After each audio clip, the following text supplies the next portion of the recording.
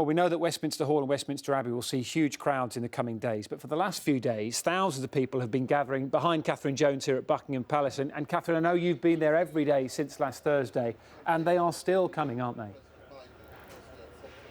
They are indeed, and I have to say over the weekend, the crowds were utterly astonishing, huge in number. It is slightly thinner today, as you might imagine on a weekday, but what is amazing is that it's just constant. People just keep on coming. However, I did get a chance to have a scout a little further afield earlier in the day to look for the beginning of the queue for people who would like to go and see the Queen lying in state from Wednesday afternoon, as you mentioned. It took me a little while. It's actually south of the river, opposite Parliament, and it's there that I found Vanessa, the First Lady in that queue, who is facing a total wait of, get this, 53 hours. This is Vanessa's vigil for her Queen. She arrived here at noon to be the first member of the public ushered in to see Her Majesty lying in state. What have you got in your bag? What have you brought with you?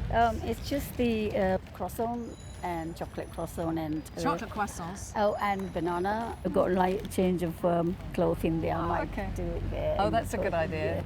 Yeah. It is emotional, and we have our duty to pay respect and thankful for her, whatever she's done. She's a great lady.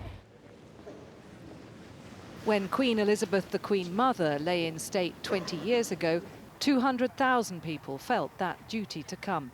Among them, former Cabinet Minister Eric Pickles.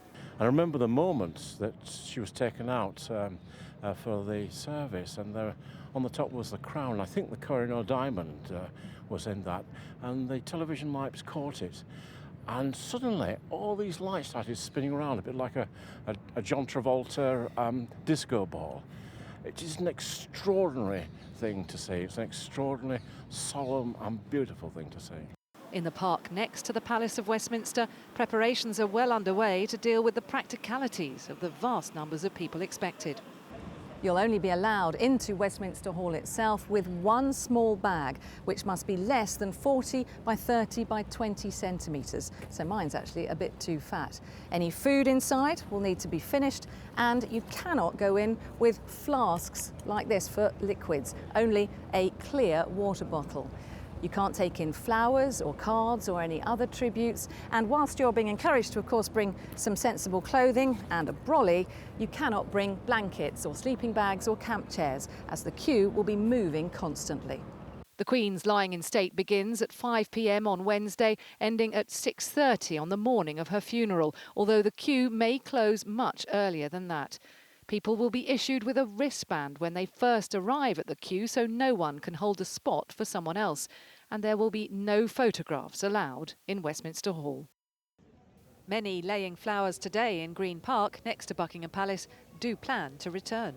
Wednesday or Thursday, you know, work permitting and everything else, I'd like to queue.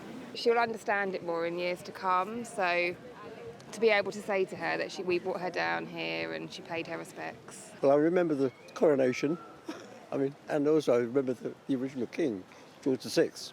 So, yes, she's been part of my life. As all the cards show, she was loved by everybody.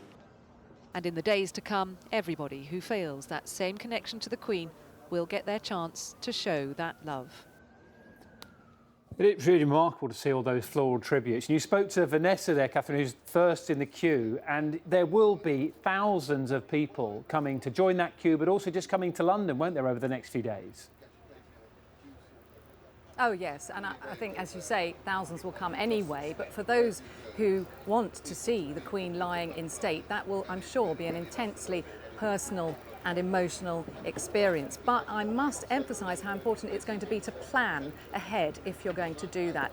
Light rain is forecast for Tuesday night into Wednesday, and on Friday it's meant to be pretty chilly, 6 degrees overnight. Not only that, let's be practical, yes, there are portable toilets on the queue route, but not many places to buy food and drink. Don't worry about Vanessa though, I have checked, she's not just going to live on a chocolate croissant. Her daughters are going to bring her some food for that long wait. But yes, I really must spell it out as the official guidance does. You will need to stand for many hours possibly overnight, and with very little opportunity to sit down as the queue will keep moving. That is good to hear. I was going to take her some food down to accompany that chocolate croissant. Thank you very much. Good to talk to you.